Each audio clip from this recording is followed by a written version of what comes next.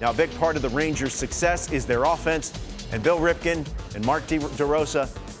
Marcus Semien's a big part of that offense. Yeah, I wanted to give him some run today. He went deep yesterday, and I knew Billy Rip was going to be here, and the best ability is availability or dependability, and we'll get to it. They go hand in hand. Nobody plays. I tell you what, I'm excited for this because right. I didn't watch any of what you've done. Quick snatches today, that heater in. But the idea of this dude posting every single day. Every day. You don't hear anything about him. My man just goes out there every single day and plays. So I'm excited about seeing where you're going to take this. Super quiet, leads by example. I'm sure he's got the loudest voice in that Texas Rangers locker room right now underneath Bruce Bochy.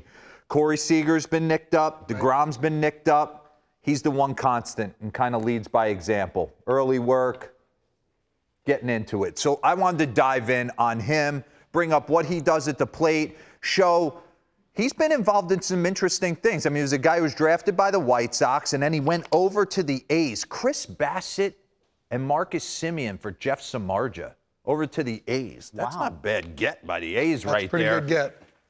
2020 COVID year, he struggles a little bit, takes a one-year deal with Toronto. Do you know who has the record for most home runs in a season at second base? I'm going to say him. 45 big balls, and he got Baroque off 7 for 175.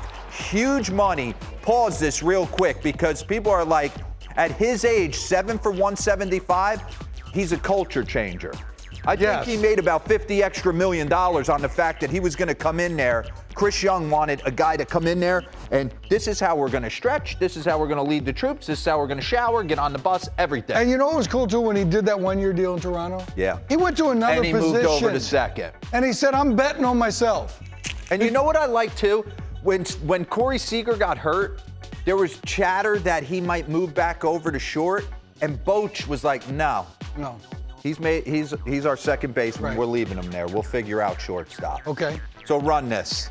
I want to give him some love. Like I said, he signed that monster contract last year. And if you remember, the better part of the first 6 weeks of the season, he was searching. But then now leads to this. I want to run you. This is the other day. Look at the bug, top third against arguably one of the best pitchers in the game. Blows a 96 by him, 1-0. We're going to get to a 3-2 count right here. Pause this. So you're telling yourself, if I'm Marcus Semien, Luis Castillo can pretty much throw anything he wants. Anything. But nobody out. Let me take a flyer. Solos won't kill us. Okay. Run it. Oh, this is beautiful. Bang, got him. Quick snatch. And as quick as Luis Castillo was shoving, that game changed on a dime. Nathaniel Logo's double left center gap. Texas, pause this. Texas won that game. Run it back to the beginning if you could. Okay, so last year, he kind of came in with this funky, stiff setup. He does have a little stiff in his game. You don't see too many guys with the back elbow like super that's locked. Bang. But he struggled to get to the heater. He's kind of gotten more athletic in his stance, flattened it out a little bit. So run this. But he's quick on the ball in. That was him scuffling a little bit last year, reaching, trying to do too much early, and now he's gotten off to a nice start. He's got 7 big ones.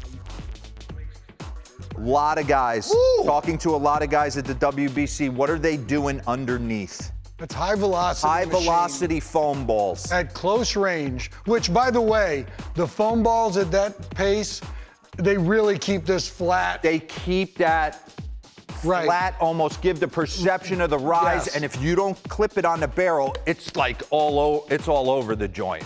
But look at this. That's a good board. Come on. Wow. I was a guy who got nicked by the injury bug later in my career, and it was embarrassing. I got to admit that. There was 2 years in San Francisco where I was embarrassed to walk into the clubhouse because I felt like they looked at me like, you piece of garbage, you can't help us. And it hurts. It does. I've been with you. So to be this type of guy, I can only imagine. mad respect. Do you think Dansby Swanson got $177 million because he's driving out 40 homers every night? No, because you know exactly what you're getting. Same with Freddie Freeman. And Vladdy, good for you. Yeah, that's nice. Show me the quick snatch on the heaters in. Look at him. Nick Castellanos made a concerted effort to get the head out this year. He's swinging it. And you know what was pretty cool? Because in that clip that you showed him, that 2-2 pitch was that slider away from Castilla, and he spit on it. The quick twitch in that you call, right? What'd you call it? The quick, quick twitch in? Quick snatch. But the idea of this is he's not cheating. A lot of guys now are trying to do that in their first movements coming off the ball so they can get to it. Exactly. He's still here, ready to hit, and that slider was away. He went, no. But you saw him getting ready to fire, so he's ready to hit and then no. And then the next pitch was that heater in where he went, yeah, it is, yeah, it is, yeah, it is, right here. And then bam, that he gets to it. And the thing about him and why I bring him up, he's a completely different hitter than I tried to be. But what I'm saying is he's a guy who pulls the ball. He's not a guy you would show, hey, we need you to go up the middle the other way.